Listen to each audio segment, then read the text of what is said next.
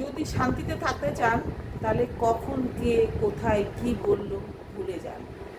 সে তো একবার আপনাকে বলবে, কিন্তু আপনি যদি সেটা মনে রেখে মাথায় রেখে বারবার সেটা রিপিট করেন, তাতে আপনারই ক্ষতি হবে। আপনি ডিপ্রেশনে চলে যাবেন, আপনার মন খিচখিচে হয়ে যাবে, আপনার ভাবনা সারাক্ষণ ওটার দিকেই থাকবে। সে কিন্তু একবার বলেছে, আপনার কিন্তু বারবার মনে হবে।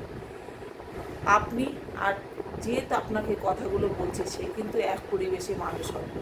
সে এক পরিবেশে মানুষ হয়েছে, আপনি আর এক পরিবেশে মানুষ হয়েছেন।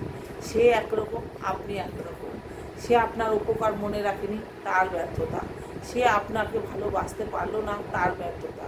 এটা আপনার দায় না। সেই জন্য নিজেকে ভালো রাখার জন্য এইসব মাথায় রাখলে চলবে না।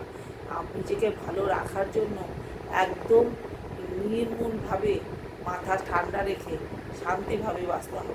তাহলেই নিজে ভালো থাকা যাবে। অন্যের কথা অত ভাবলে চলবে না।